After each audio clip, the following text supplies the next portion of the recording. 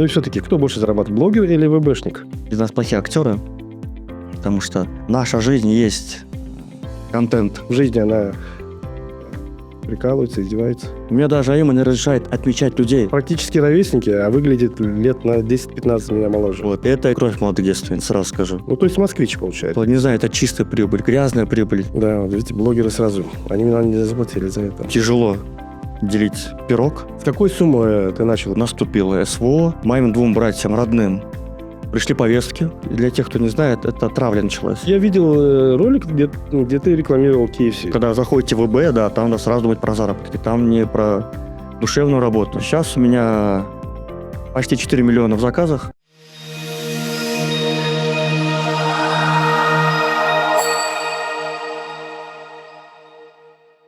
Добрый день, дорогие наши зрители, уважаемые подписчики. С вами снова Табарман подкаст. Все о предпринимательстве, об электронной коммерции, бизнесе на маркетплейсах. Как правило, на наших подкастах героями наших передач являются успешные предприниматели, топ-селлеры в области электронной коммерции, представители различных компаний, которые оказывают различные услуги для селлеров и предпринимателей электронной коммерции, банки и другие компании, конечно же, представители государственных органов, которые так или иначе работают в рамках развития электронной коммерции в Кыргызской республике в целом. Ну а сегодня у нас гость, необычный гость, предприниматель в области электронной коммерции, но прежде всего это человек, который попросил акцентировать не на том, что он является успешным предпринимателем на Wildberries, а прежде всего как блогер. Сейчас я вам расскажу. Это Кайрат Исабеков, который является блогером, является предпринимателем, является селлером на ВБ, спортсменом, хорошим семьянином, отец двоих прекрасных детей и прекрасной жены, которая тоже не менее в Кыргызстане медийный, тоже является топ-блогером в Кыргызстане, Аима. В общем, Кайрат, приветствую в нашей студии. Спасибо за приглашение. Очень рады, спасибо, что выбрал время в своем плотном графике для нас. Очень давно, особенно наша команда, предлагала тебя пригласить, поскольку все-таки в Кыргызстане, в нашем не маленьком Кыргызстане, вы являетесь более такие заметной фигурой в области, прежде всего, электронной коммерции. Вы с супругой, да? Являетесь успешными селлерами. Часто являетесь спикерами на наших форумах Табарман, да? Периодически приглашаем вас с удовольствием. И очень классный контент вы даете всегда. Ну, в целом, хотелось бы тоже поделиться нашей целевой аудиторией о тебе, о твоей семье, вообще в целом, чтобы наши зрители более углубленно узнали о Кайрате, да. И вот, собственно, с этой целью мы пригласили тебя. Ну, и, конечно же, все-таки у нас подкаст, который дает ценности, прежде всего, предпринимателям электронной коммерции. Хотелось бы, чтобы ты сегодня поделился. Я понимаю, блогеры плюс предприниматели успешные стараются все-таки какие-то свои секреты держать при себе, свои инструменты, так называемые, в работе в целом. Ну, хотелось бы сегодня, чтобы ты был максимально прозрачен, поделился бы своими инструментами, фишками, советами для предпринимателей. И в целом, да, сегодня поговорим мы с тобой, я думаю, что об электронной коммерции, поговорим лично о тебе, о твоей семье, о предпринимательстве, поговорим о внешнем трафике. Сейчас это очень важно, особенно в эпоху, когда маркетплейсы меняются, и внешний трафик сейчас имеет очень большое значение. Об этом тоже поговорим, о блогинге поговорим. Я думаю, в целом, я думаю, что будет сегодня очень интересно, поэтому оставайтесь сегодня с нами. В конце, как всегда, каждый спикер и герой наших подкастов объявит о своем подарке, разыграет среди подписчиков, кто ставит самые лучшие комментарии. Давайте сразу подумаем, Кайрат. Я это уже сюрприз начался. Да. А мы так. Меня об этом не предупреждали. У нас в рамках нашего подкаста всегда герои разыгрывают какие-то подарки. Да, это может быть личные консультации, это может быть бизнес-завтрак, либо подарки какие-то материальные. Сколько подарков надо? 1, 2. Это на твое усмотрение. Для тех, кто оставил под нашим подкастом в наших социальных сетях, под нашим видео в Ютубе наиболее такие активные, интересные комментарии. Так, я сделаю, давайте, 2 подарка. Так. Первое, вот у вас хорошая идея, консультацию. Угу. Сделаем разбор. Разбор карточки, вообще личного кабинета на ВБ, где мы посмотрим на маржинальность, прибыль. Полностью разберем, потому что часто бывает, что человек торгует на 10 миллионов, там, не знаю, неважно, сколько миллионов, это в заказах. Вот. Но когда мы выясняем, сколько у него чистая прибыль, у него оказывается вообще нулевая. Вот мы сделаем разбор, дадим ему полный расклад, что у него сейчас происходит, и также рекомендацию на будущее. Это первое. Такой разбор, кстати, стоит, куда мне смотреть? Ну вот. Такой разбор стоит 15 тысяч, если что. Серьезно. И второй, я люблю читать. Ну, вот то, что я показываю, кстати, в Инстаграме, это, не знаю, малая часть, мне кажется, 10-15%. Вот, и я готов подарить книгу. Так, и надо сразу сказать название книги, да? Так, давайте подарю книгу Дениса Шишкова «Систематизация бизнеса». Вот. Классная книга. В общем, ребята, дорогие друзья, уникальная возможность. Кто из вас досмотрит данный подкаст до конца, в конце, значит, под нашим видео вы можете оставить лучшие комментарии, лучшие вопросы, лучшие какие-то комментарии относительно того, что вы сегодня узнали, что вы получили из нашего подкаста. В общем, начинаем. Я думаю, что будет очень интересно. Кайрат, давайте так. Я думаю, что многих интересует вообще, кто такой Кайрат, да, откуда он вообще появился, и откуда он родом, и вообще в целом о себе лично. Давайте, я, кстати, об этом мало рассказываю сторис. Кстати, да. В Инстаграме. Надо только ВБ. Угу. Так, значит, меня зовут Кайрат Исабеков. Мне 41 год. Я родился в Москве. Надо же. Практически ровесники, а выглядит лет на 10-15 меня моложе. Вот. Круто. Если досмотрите до конца, расскажу, как так молодо выглядит. Секрет, да? Да. Отлично, давайте. Будет секрет. Вот, это не кровь молодых девственниц, сразу скажу. Значит, я родился в Москве, всю жизнь там вырос. В садик, в школу, в универ я туда ходил. В Москве. В каком районе? В районе, так, в детстве это был район Варшавское шоссе. Около Варшавских бань мы там жили.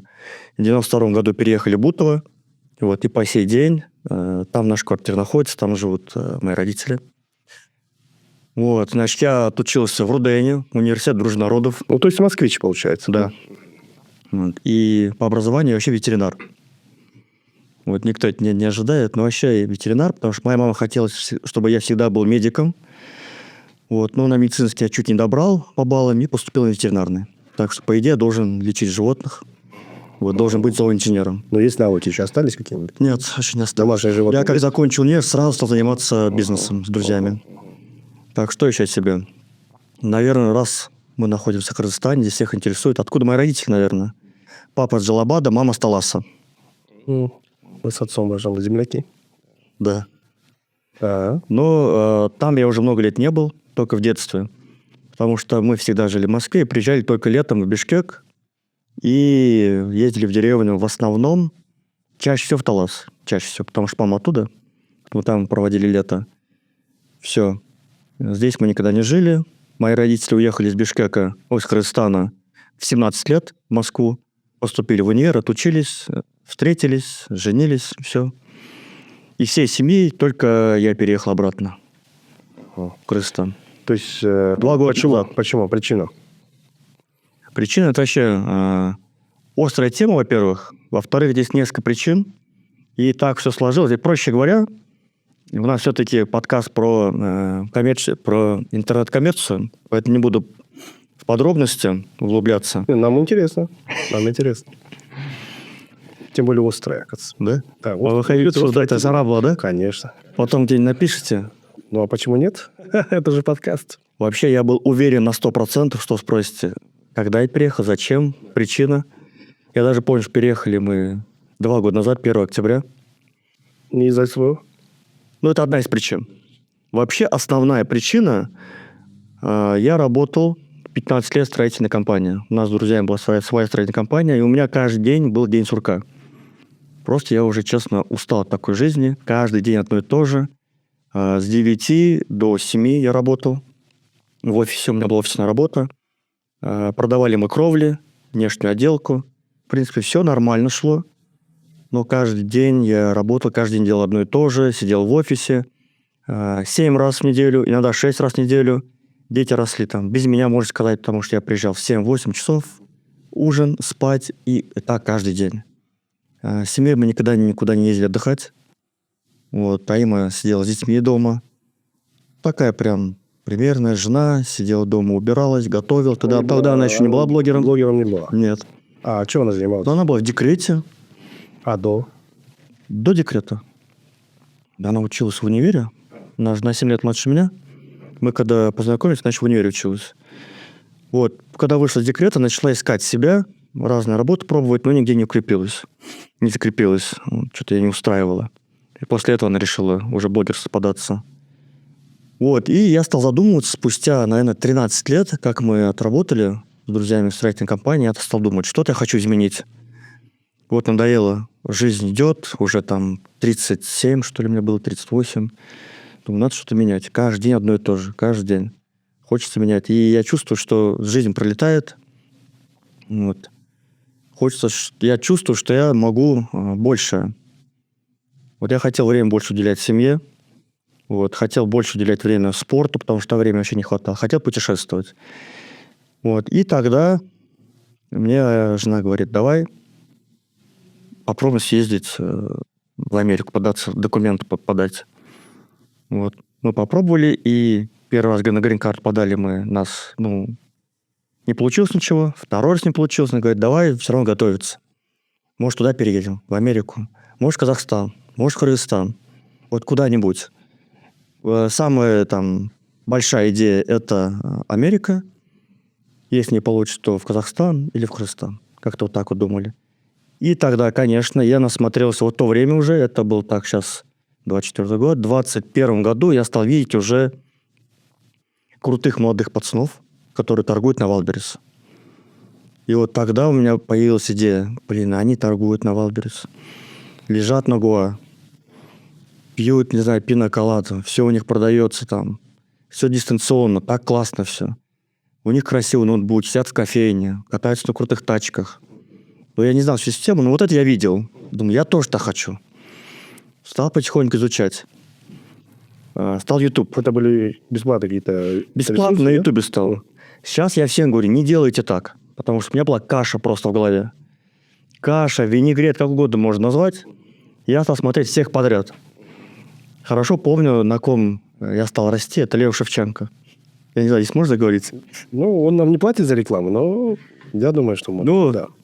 Я скажу, что не было такой прям от него какого-то смысла. Вот, я там еще больше убедил, что хочу выйти на ВВ, потому что там он рассказал всякие истории необычные. Вот девушка с ребенком зашла на ВВ и сделала 1 миллион через месяц. Как так? Если она может, я тоже могу, наверное. И, короче, повелся на это. Купил курс онлайн, пошел его. По тем временам, да, надо же. 75 тысяч, я его прошел. Вообще ничего не понял. В то время наши курсы были в районе 30, а у него 75. Я тогда не знал вас. Я считаю его, я не говорю, что он плохой какой-то там ВБшник, плохой он учитель. Он попсовый, я бы сказал. Вот так вот, мягко говоря. Давал общее понятие.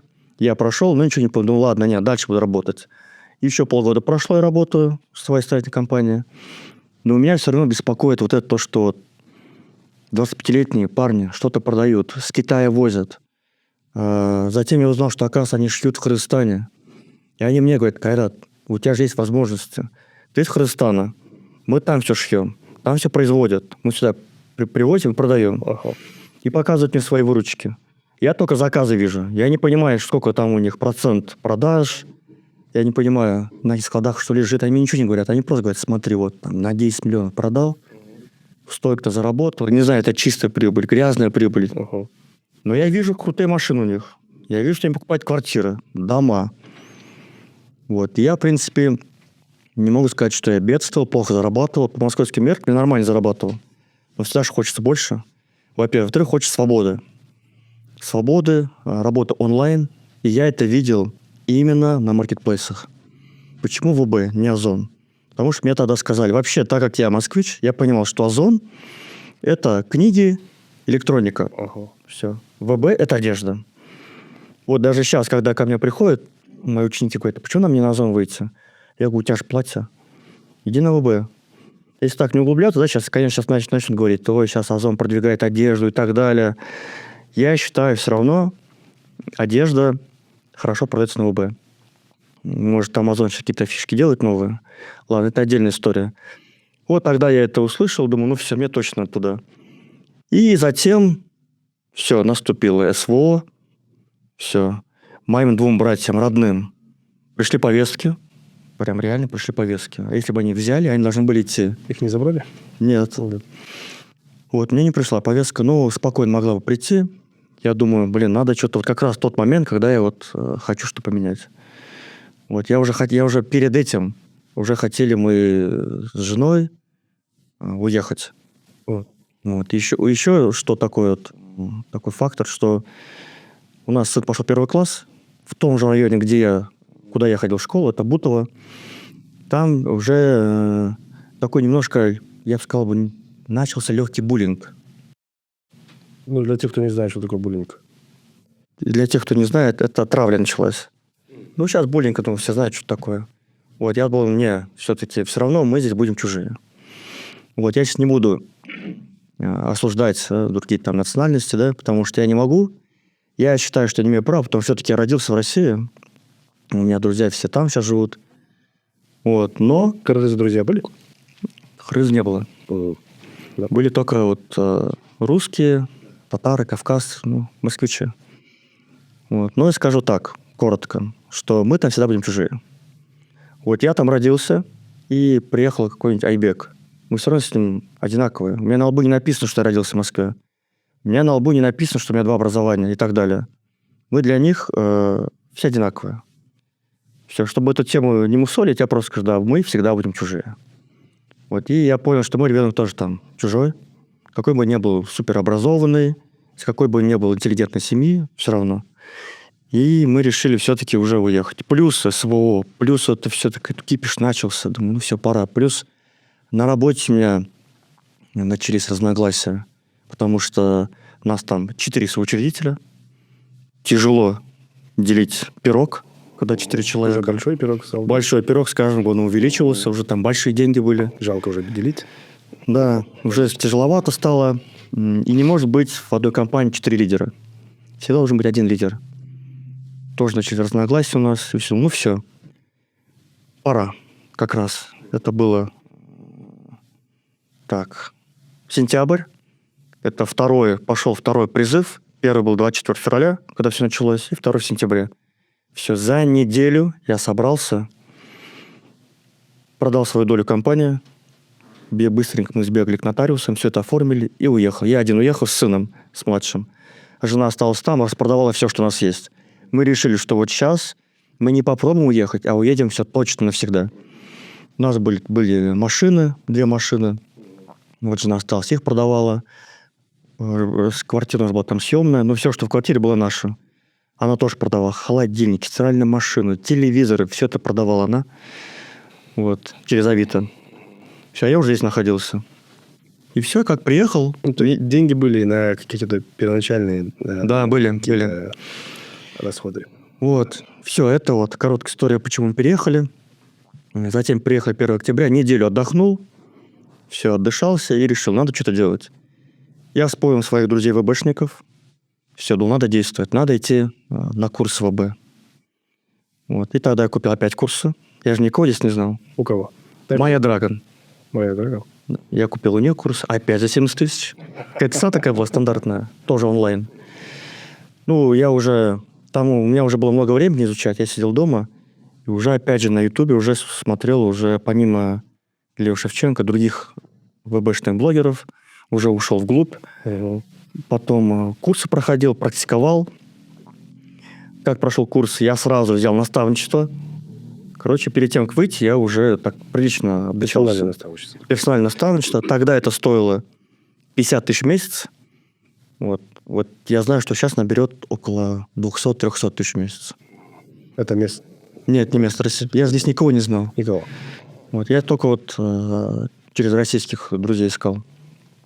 Все, и, получается, я обучился и параллельно уже проходил наставничество. И она мне говорила, у вас есть рынок там Мадина, туда езжай. Она мне говорила, находясь в Москве, куда мне ездить. Я вообще не знаю, где Мадина. Вот, тем более не место, никогда я здесь не жил. Последний раз я здесь был в 2012-2013 году вообще. Короче, как женился, я сюда больше не приезжал. У меня здесь есть студенческие друзья, но они вообще далекие от ВБ, поэтому я просто гуглил. Начал гуглить, где там Мадина находится, сколько ехать до Дурдоя, а где именно ходить по Дурдою. Вот. Так потихоньку нащупал все, искал. Параллельно уже начал думать, что продавать. Из-за того, что я уже обучился с наставником, уже знал процент, что такое процент выкупа, что такое размер и так далее. Поэтому я остановился на сумках. Плюс мне уже жена помогала. Она с самого начала мне тоже говорила, давай выходи на ВБ. В принципе, она тоже поспособствовала этому. Я даже скажу больше. Когда мы были в Турции, она видит, что я колеблюсь. Она сама купила мне курс My Dragon. Говорит, все, я тебе купила курс, давай проходи. Потому что она видела, что сомневаюсь. Вот, так что она сделала первый шаг к ВБ. Все, я стал курсы проходить, потом наставничество, выбрали товар. Самое смешное, что она, сидя в Москве, давала мне контакты карго, фулфилмента в Бишкеке, где делать этикетки, делать бирки, как делать штрих-коды и так далее. И все, 14 января я загрузил свой товар. Вот до сих пор помню. В какую сумму ты начал вообще? 50 тысяч с 50 сом, да. Сомов, да? Какой был товар первый? Конечно, можно сказать, я вышел с 50 тысяч, можно сказать. Я первое время так говорил, но, во-первых, это были те деньги, я всегда говорю, с которыми я был готов расстаться. Ну да. Во-первых. Во-вторых, я потратил уже на обучение 1200. Вот. Я знал, что я делаю. Во-вторых, в-третьих, у меня был человек, который меня наставлял, что делать. Я платил наставнику. Каждый шаг она мне говорила. 50 тысяч были сумки. 50 тысяч тоже ее наставление, да? То есть ты должен начать с 50. Да, она сказала, аккуратно, начни аккуратно. Да. Ну, на самом деле, это правильная такая стратегия. Даже вот те, у кого есть уже какие-то более крупные суммы, мы не рекомендуем начинать с этих сумм, потому что все-таки нужно протестировать нишу, надо вообще определиться с нишей, проанализировать, да, продавать-то по системе ФБС и потом уже углубляться. Ну, я сразу начал по ФБО, сразу закинул и ждал. Внутренний клан плохо знал.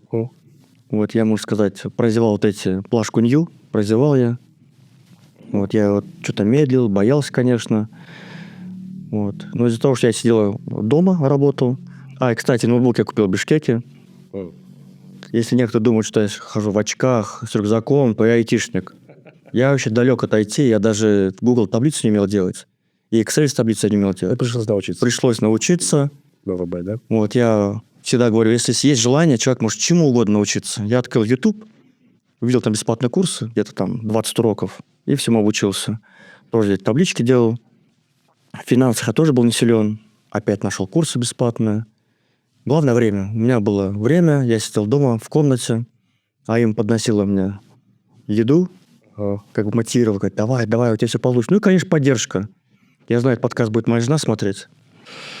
Передаю привет жене. Спасибо тебе. И, кстати, давай, раз уж жена будет смотреть, давайте тоже мы откорректируем наш план. Да? Расскажи о жене вообще, как ты с ней познакомился и вообще, когда ты понял, что ее любишь, и вообще, ты думаю, это интересно нашим. Да, давайте, то мы в дело углубились. Да. Я же это все рассказываю так, на конференциях и так далее. Мы хотим же узнать ВБшника еще с другой стороны. Не как эксперты, да? Так, мы познакомились. Когда ты первый раз ее увидел еще? Я Помнишь увидел... тот момент, да? Да, конечно. На свадьбе у своего двоюродного брата. Я попал на свадьбу. В Москве? Нет, в Бишкеке. Я приехал в Бишкек. То есть она из Бишкека? Она с Бишкека. Вот. Я ее там увидел, она была в гостях. Ну, она как подружка была невесты.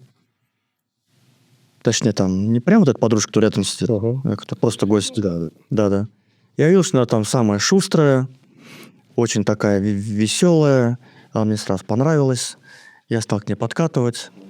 Было такое, все, она моя. Такое чувство. Да. Вот она была для меня создана. Такое было чувство? Было это, я думаю, вся она моя. Она меня отшила. Отшила? И вообще жестко. Меня это, конечно, взбесило. Угу. Ну, как так? Меня отшить? Тогда Да. Угу. Тогда я был такой подтянутый, красивый молодой человек. Думал, как так меня отшить? Второй раз подошел. Говорю, можно потанцевать вместе? Вот я хорошо понял. Она так отшивала меня вообще нагло. Говорит, сейчас постой, вот сейчас я подойду. И я вот стоял и ждал. Она так и не подошла. Думал, ну, вообще какой-то непорядок. И все, я к ней подсел. Думал, ну все, надо это не упускать. Не упускать, надо прям наседать. Все, я стал и к ней подсел за стол. Начал вот лапшу на уши вешать, что-то там рассказывать, какие-то байки. Так и не потанцевали, короче. Она говорит, ей тот день вообще... Ей не понравился тот день. Она говорит, у меня прическа какая-то была не очень, как у Кобзона. И еще я это был в костюме. У Кобзона вспомнили, да, какая прическа? Да. Вот такая же была у меня. Ага. И плюс в костюме, говорит, какой-то, ну, такой обычный парень. Все, ну, я потом ее довез до дома. Сразу сказал, не выпущу из машины, пока не дашь телефон. Она говорит, не дам. Я говорю, все равно узнаю через твоих подруг. Все равно увидел, что я такой настырный, все, дала телефон. Все, так мы начали общаться. Вообще на эту свадьбу она попала случайно. Там одна девушка заболела и говорит, давай вместо нее тебя. Судьба, видимо. Да, а я должен был ехать в Москву и задержался на неделю. Попал на свадьбу. Я сразу скажу, что я не ехал на свадьбу, а ехал аж по другим делам. Случайно попал. Вот судьба. Так что я верю в судьбу. Затем мы общались, самое интересное, мы общались дистанционно 1,5 года. Общались через Skype, ВКонтакте. Тогда было очень популярно. Созванивались. Я приезжал 2 раза за 1,5 года. На 3-й раз приехал, и мы женились. Звучит чисто так, по-инстаграмному, да?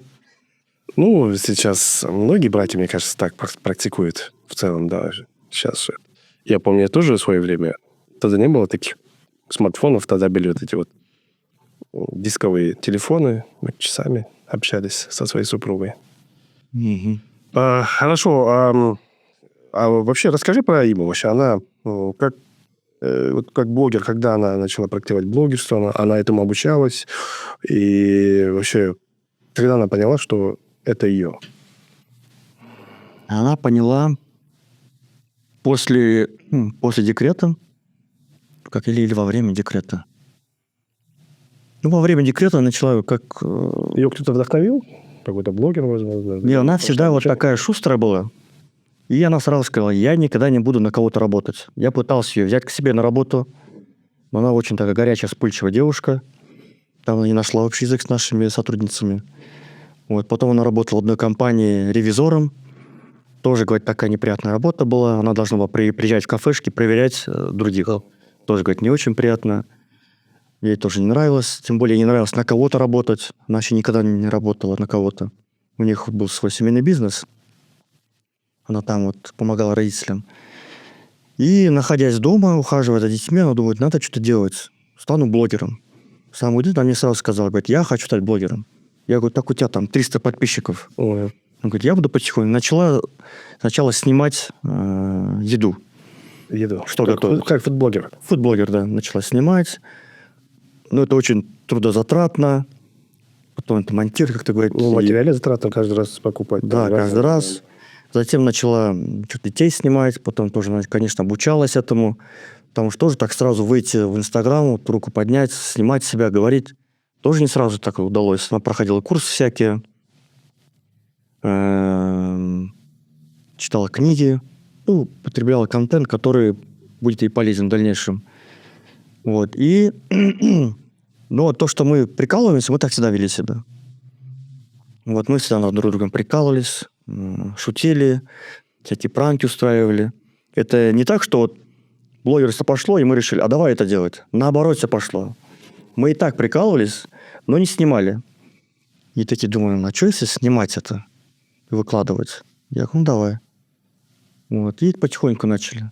А первое видео было такое, что я бегу с пробежки, до сих пор помню видео, которое стрельнуло в ТикТоке. И мы подумали, людям, оказывается, интересно отношения мужа с женой, когда они вот шутят, прикалываются. Тем более нам это легко дается. Мы никогда не писали сценарий. Мы никогда не продумывали, что будем делать. Импровизировали.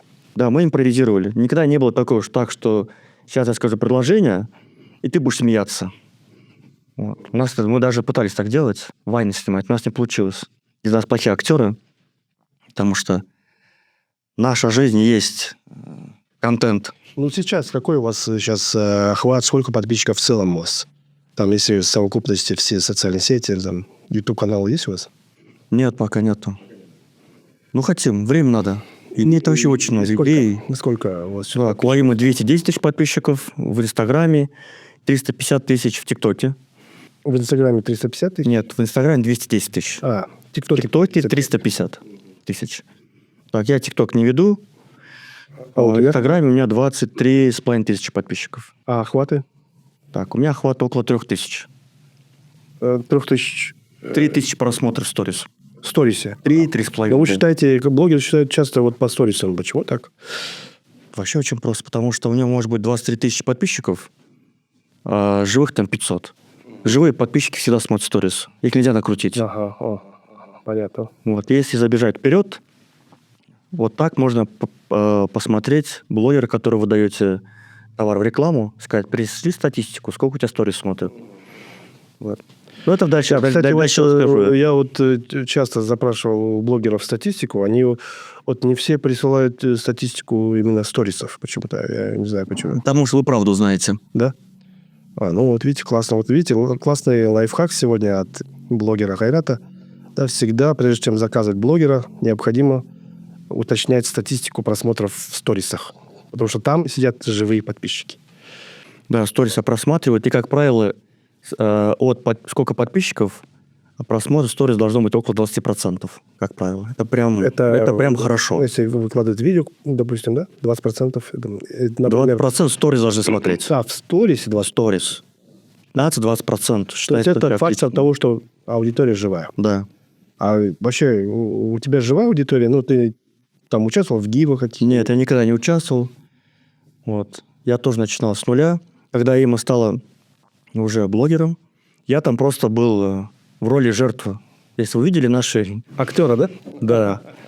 Если вы видели наши пранки, там везде она меня пугала, пранковала, прикалывалась, потому что такой характер у нее. Я, в принципе, не вставлял никогда палки в колеса. А в жизни? В жизни она прикалывается, издевается? Каждый день. Нет, я именно вне работы. Каждый день. Я же говорю, у нас нет такого, что так, сегодня будем снимать контент, сегодня я буду прикалываться. У нас нет такого. Сколько мы видео не сняли, потому что мы не успели просто вытащить телефон. Я вообще прикалывался поставить камеру еще на лоб, вот это GoPro, и все снимать. И такая идея даже была. Столько контента было бы. Столько контента пропадает. В этом-то наша изюминка, что мы такие, какие есть на самом деле. Сколько зарабатывают сейчас блогеры? Вот с подписчиками 220 тысяч. 200 тысяч. Блогеры в основном зарабатывают... Сколько зарабатывает Хайрат, сколько зарабатывает Аима? Вот если не секрет для налоговой службы. У нас договоренность, во-первых, я скажу, что Аимина работа, она за нее сама отвечает. Я за свою отвечаю. Вы меня хотите подловить. Аккаунты, да? Меня, допустим, вообще... Я не знаю, сколько она зарабатывает. Ее деньги, да. Разве нет такой семейный бюджет? Нет. Вот у нас столько-то денег в нашем бюджете. Вот это мы потратим на то, на это. Такого планирования тоже нет. Мне было бы хорошо. Иногда она больше меня зарабатывает. Ну, это понятно. 200 тысяч и 20 тысяч. Это понятно, что она больше. Но у меня-то еще есть ВБшка. У меня только блогерство. Ну, и все-таки, кто больше зарабатывает? Блогер или ВБшник? Ну, в чем разница? В ВБ, чем больше вы вкладываете, тем больше зарабатывается. Мы должны в ВБ вкладывать деньги наличные. А в блогерство надо вкладывать время. Вот каждый человек сам выбирает. Время, креатив. Там тоже огромный труд. Допустим, в Кыргызстане блогерство не так ценят, как в других странах, как в России, в Казахстане. Здесь, когда... Ну, если сейчас выйду, скажу, я блогер, у всех появляется на лице ухмылка.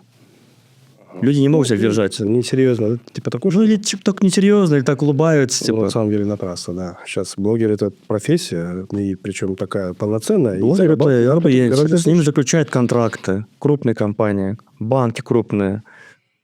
Это медийность. Приносит очень хорошая популярность. Знаешь, какой самый большой чек, который ты заработал? Но я-то не такой С одной блогер, рекламной который... кампании. Я сейчас о тебе. Я еще немного зарабатываю. Я рилс пока не беру на рекламу. Но самый большой, наверное, 15 тысяч за сторис. За сторис Мгм. 12 тысяч. А что за реклама была? Я не помню, там что-то про здоровье было. Нам лучше рассказать про здоровье. Ну, Но я еще беру-то не всех. Мне надо, чтобы подходил к моему контенту. Чтобы это было что-то про здоровье. актуально, да? Да, что-то такое было нативно. То есть ты больше вот такой блогер здоровья, успех, да, развитие. Все равно вот сейчас у меня стоит в приоритете, так как где для меня больше денег зарабатывается? Больше с Wildberries. Поэтому заработок денег у меня на первом месте с Wildberries. Блогерство уже как медийность, это продвижение меня как личного бренда. Это все работа в совокупности. Кстати, я видел ролик, где ты рекламировал KFC. Фастфуд. Как это с твоей концепцией как-то Во-первых, пересекается? Меня заставили. Это А кто заставил? Супруга? Фаима заставила. Фаима заставила, да. Ну, понятно. То есть она там заключила контракт, а ты, как всегда, как актер. Я как актер, да. Понятно. У нас вся семья блогерская. Дети тоже, наверное, не в курсе, что они участвовали в рекламе. То есть возражение того, что нет, это я не пропагандирую нездоровое питание, там уже не проканает, да? Не, ну я же там не ем каждый день его. Я вообще Хоть я говорю за здоровый образ жизни, но я не перегибаю палку. А то меня недавно увидели, как я ем лепешку со сметаной. Сразу говорят, ты что, ты же спортсмен. Я говорю, я пробежал с утра 20 километров. Я сжег 2000 калорий. Я могу сейчас хоть банку литровую сметаны выпить, мне нормально будет. Я говорю, а вы что себе сделали? 20 километров – это сколько кругов? Я круга не бегал, я в горах бегал. Вот. И этому человеку говорю, вот ты не можешь съесть сейчас сметану, потому что ты только встал и на машине приехал на работу, и все. Все, человек сразу успокоился. Все зависит от сколько мы калорий сожгли. Хорошо. Возвращаемся к доходам. Не забыли, да? Не, ну мне все-таки интересно. Вообще, вот может кто-то... Я могу сказать примерно. Возможно, из наших зрителей кто-то уже думает, я хочу стать блогером. Ну, какой путь я должен пройти? Да, и сколько можно зарабатывать сейчас на рынке? Начнем с того, какой путь пройти. Да. Вот, чтобы таким популярным стать, я скажу нам, да, не только им, у нас ушло это 3-4 года. Упорной работы. Упорной работы. Били в одну точку. Да. Никто не знал, что если там не было такого, вы снимете 50 рилсов и станете популярным. Не было такого. Сколько вырастает рилсов? Ой, там, не знаю, сотни. Допустим, на ВБ есть стратегия, есть схема, по которой надо работать. В Инстаграме нет такой стратегии. Типа, некоторые говорят, каждый день выкладываю рилс, стать популярным. Если нет креативности, нет идей, то ничего не получится. Это должна быть идея, надо ее осуществить. Потом иногда просто в пустоту снимать. Тебя могут не смотреть. Тебя вообще могут засеять, если что-то не то ляпнешь. Поэтому надо соображать, что человек выкладывает. Затем надо поймать вот это УТП, как у нас есть на ВБ, да? Тоже УТП, свое уникальное товарное предложение. Типа, ты не можешь распыляться, обо всем рассказывать. И про детей, и про спорт, не знаю, и про блогинг, и про юмор. Надо что-то одно выбрать. Вот там и про еду, и так далее. И постоянно креативить, быть вообще в тренде, понимать, что сейчас творится. И не стесняться, потому что, это надо снимать смешные сторис, а тебе уже под 40 лет. Да. Сторис, рилсы. И хейтят в первую очередь друзья и родственники же, самые близкие. Вот это тяжело, надо тоже это пережить. Это надо пройти эту пустыню Сахару, и потом будет оазис. Угу. А потом уже можно говорить про заработки. Если вы с самого начала думаете про заработки, вряд ли получится, да. Вот когда заходите в ВБ, да, там надо сразу думать про заработки. Там не про душевную работу. Ну, я примерно представляю, вот периодически я тоже... Ко мне в команду приходят сотрудники типа по личностному бренду и так далее. Они начинают со мной работать, и я только тогда понимаю, насколько у блогера плотная работа. Это столько там, часами съемочные процессы. И представляешь, ты должен уделять этому время, внимание, креатив. И ты должен забыть про свой собственный бизнес, который ты ведешь. Да? И вот ты должен акцентировать только на этом. И, честно говоря, меня это напрягает. Поэтому У меня очень, вот честно... Вот вам получается каждый день сторис снимать? Нет, конечно. Вот нет, абсолютно.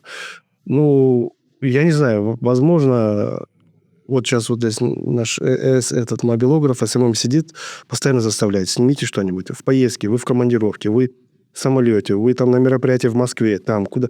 Снимите, что вы здесь приехали, рассказали. Вот, честно. Надо обязательно. Обязательно. Вот, может быть, какая привычка? Вот я пока к вам ехал, я уже снял там 5-6 сторисов.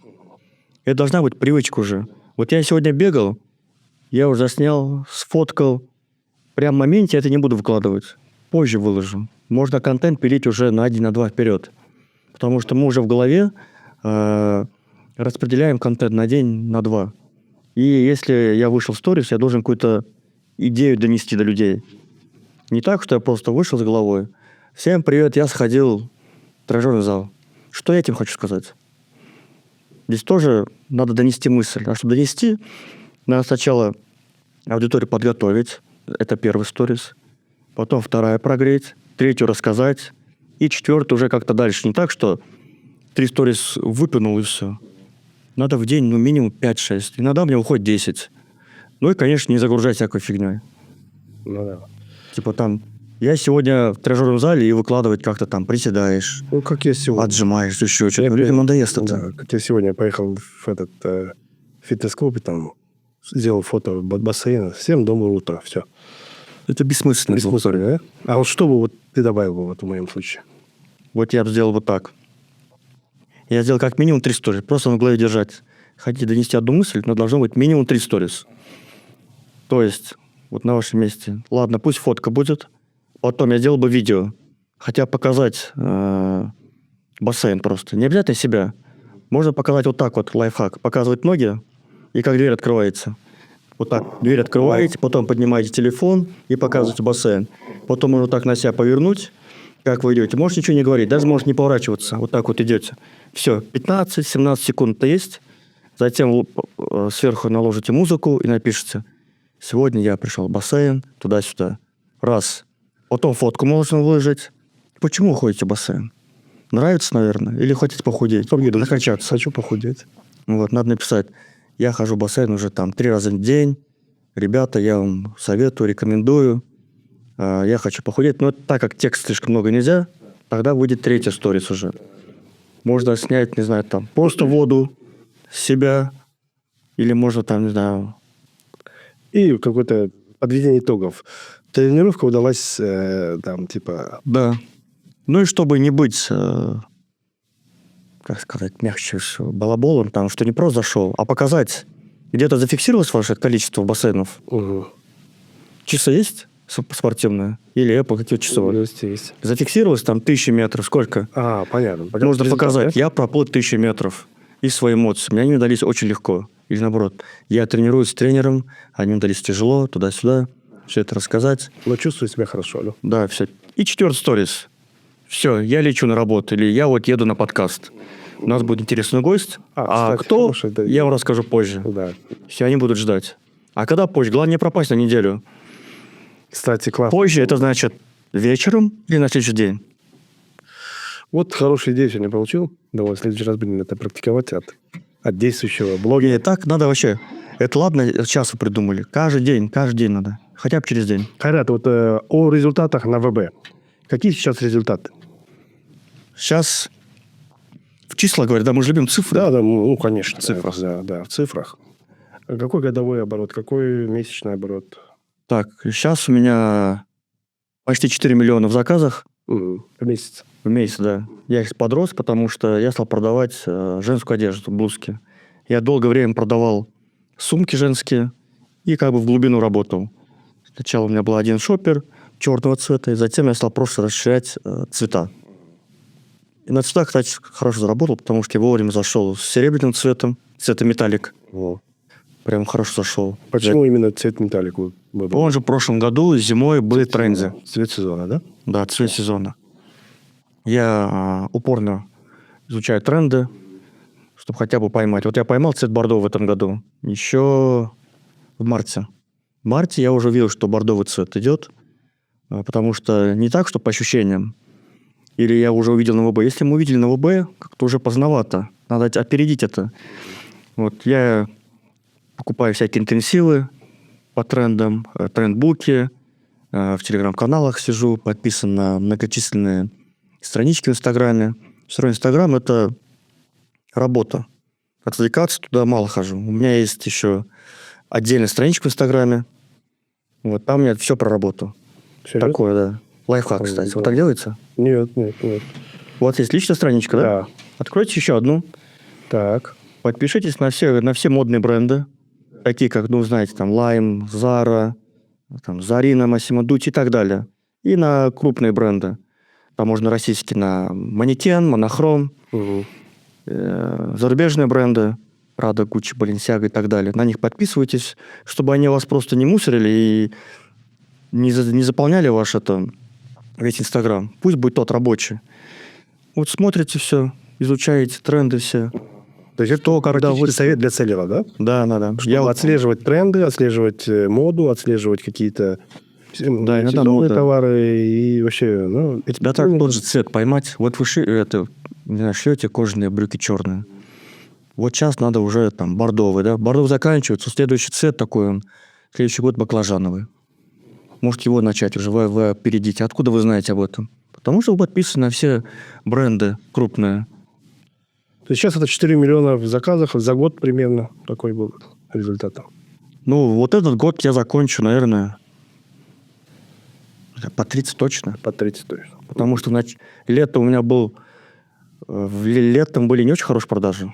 Как раз был момент, когда я думал, надо все-таки уже выходить с сумок, переходить на женскую одежду. В сумках, я не скажу, что там потолок, но там, да, хорошая выкупаемость, да, 75%, вообще отлично. Нет размерной сетки, много плюсов, но минус в том, что там большой деппинг.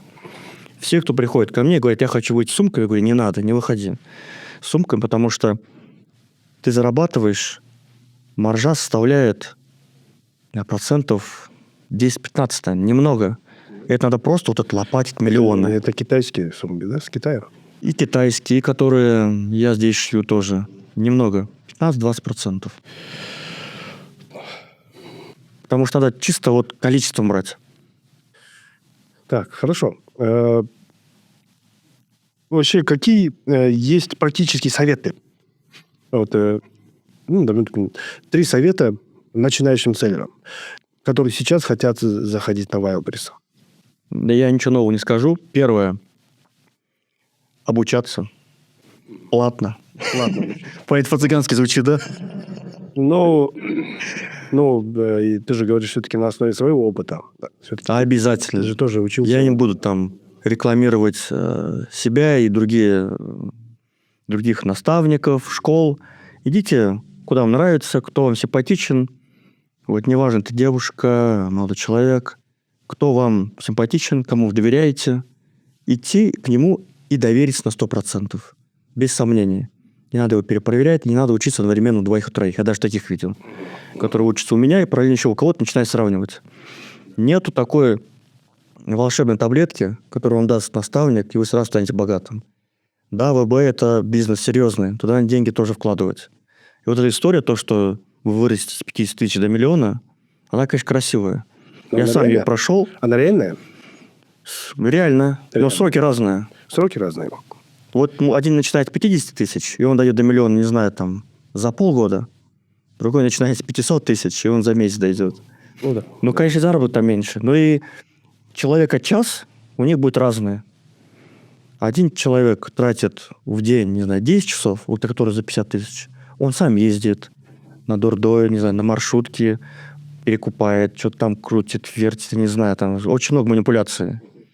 А другой сделал все грамотно. Взял себе менеджера, может, взял кредит, деньги.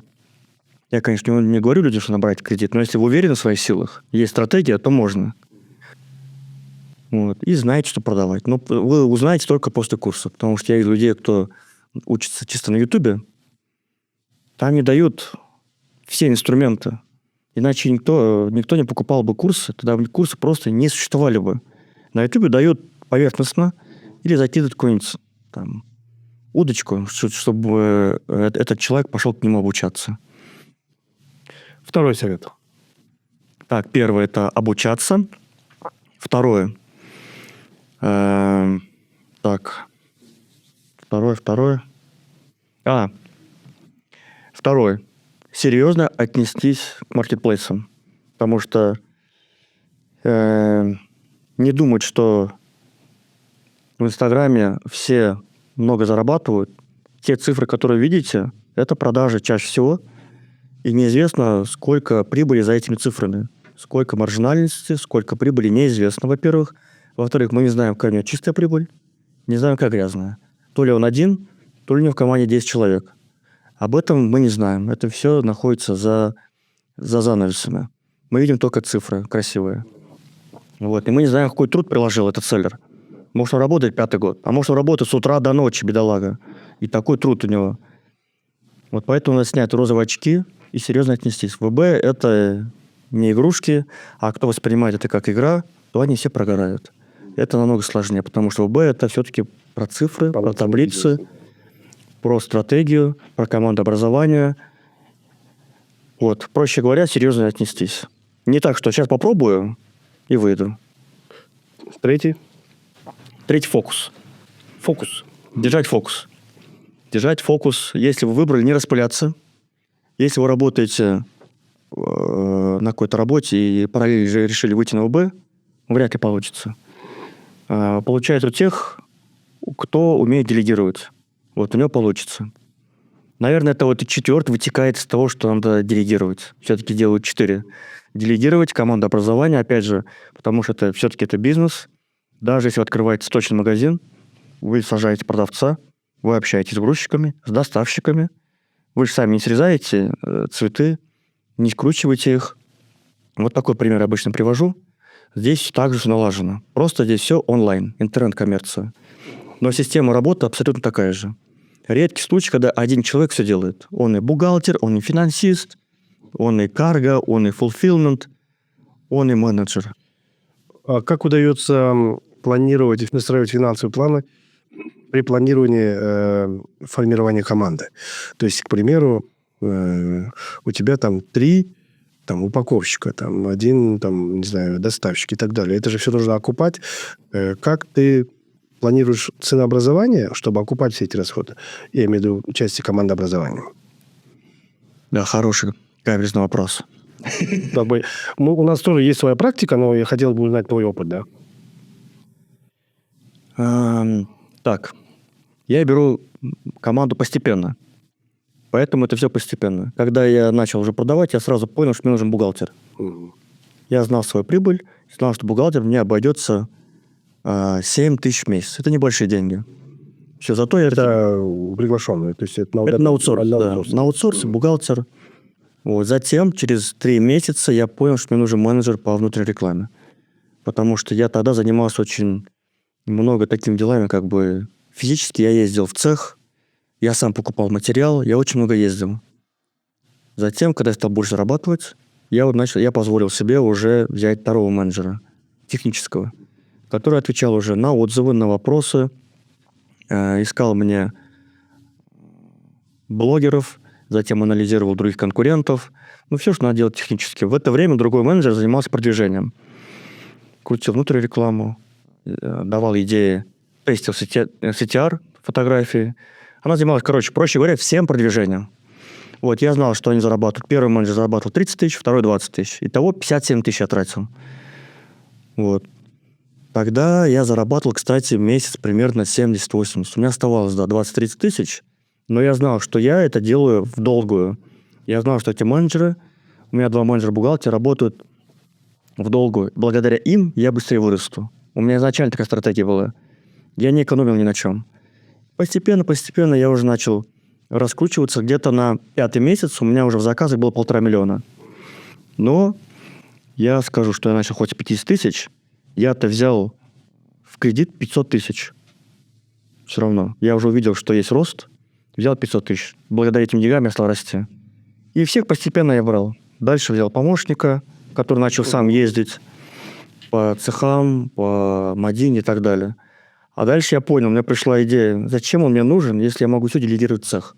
Я просто поменял цех, уволил того помощника, потому что я ему платил 15 тысяч в месяц. Это все приходит с опытом. Я понял, зачем я ему говорю то, что он делает, если сам цех это может делать. Они просто сами стали покупать, сами отшивать. Они все на себя взяли, упаковку, все на себя взяли. Полфильма. И фулфилм все на себя взяли, и получилось, что мне не нужен помощник уже. Все, я сэкономил 15 То тысяч. есть расти постепенно, да? При каких оборотах ты уже начал увеличивать штат? Да, наверное, я плохой пример, потому что я стал увеличивать с 300 тысяч. Я быстро начал. А рекомендуешь?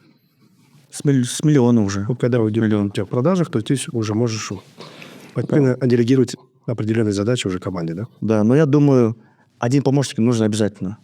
И чтобы это был менеджер-ассистент. Вот обязательно. Не обязательно брать менеджера по продвижению, технического менеджера, можно не делить. Взять одного менеджера, сразу сделать ему оклад и какой-нибудь процент, чтобы была мотивация.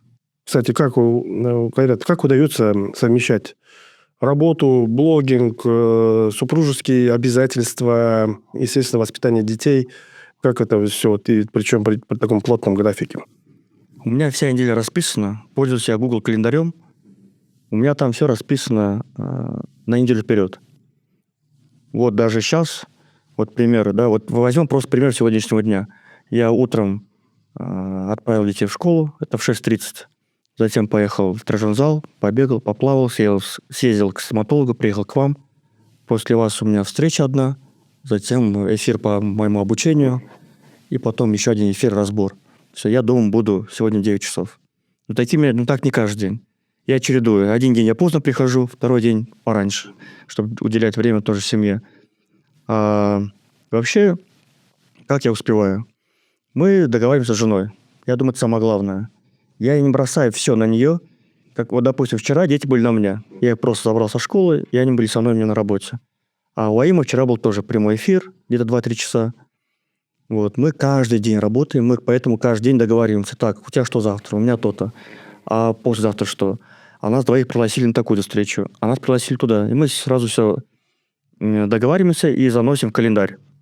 Во-первых. Во-вторых, я считаю, что вообще предпринимателю, не знаю, я такой просто мало отдыхаю, но бег, это вот бег мой отдых, спорт. Я там отдыхаю. И дальше уже работаю. Кстати, в этом есть секрет, видимо, да? Хорошей физической формы, молодой, так сказать, внешности, да? Вот, несмотря на свой возраст, да, уже за 40, 41, да. 41, да, и выглядеть примерно, я бы сказал, на 30 плюс-минус. Вот, на мой взгляд, это очень круто. В чем секрет, да, хочу спросить? Да, в чем секрет? Во-первых, заниматься спортом – самое главное. Во-вторых, уметь отдыхать – это сон. Спать. В-третьих, побольше смеяться. Хорошее всегда настроение, улыбка, всегда позитивное настроение на целый день. В-третьих, все распределять, не перебарщивать. Если вы работаете, это не означает, что надо работать 12 часов ночи. Надо чуть-чуть себя любить. Вовремя как распределить вот этот 100% ваш круг, распределить спорт, дети, жена, работа и развлечения, чтобы все было равномерно. Не загонять себя.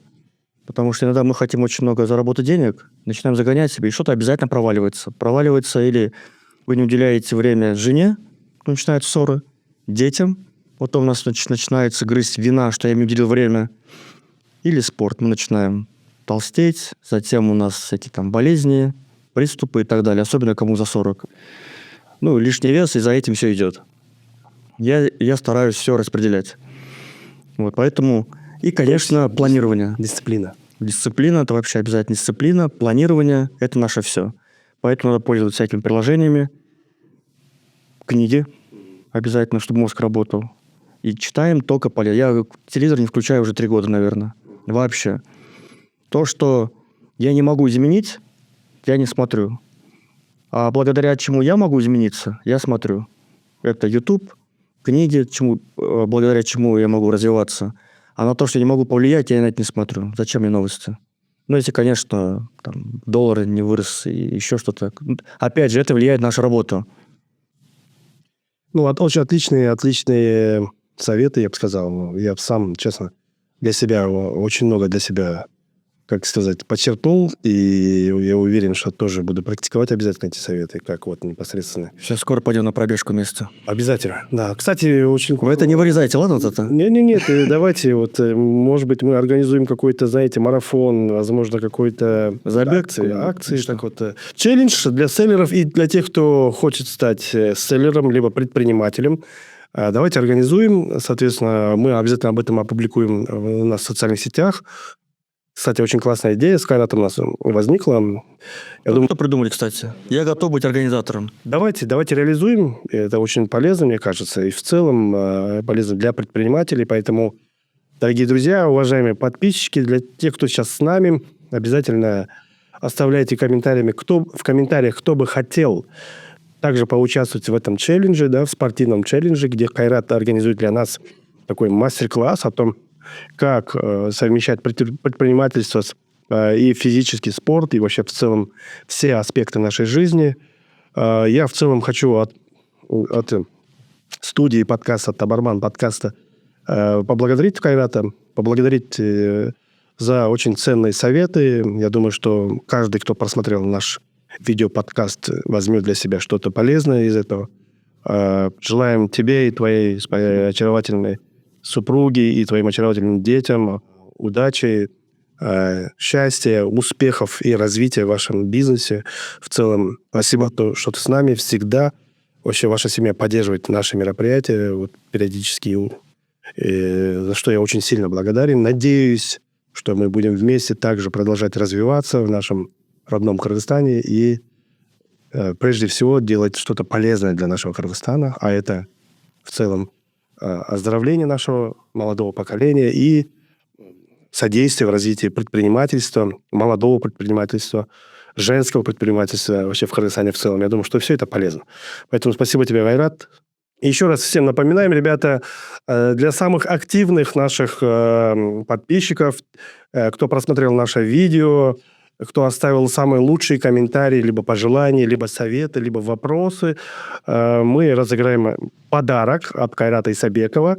Как он обещал, он проведет личный, персональный разбор вашего бизнеса на маркетплейсах, либо вообще в другой области, да? Не обязательно ограничиваться маркетплейсами. И, естественно, второй подарок – это книгу, которую он лично рекомендует и которая, по его мнению, повлияет на ваше развитие. Всем большое спасибо. Спасибо, что вы с нами.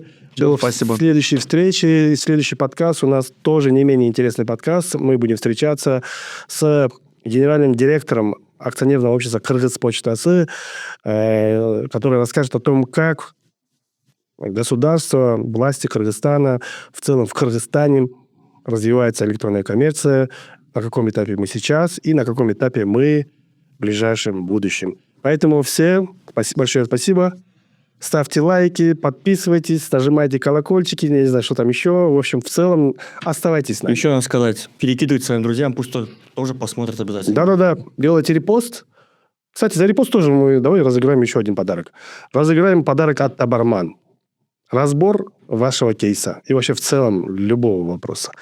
До встречи.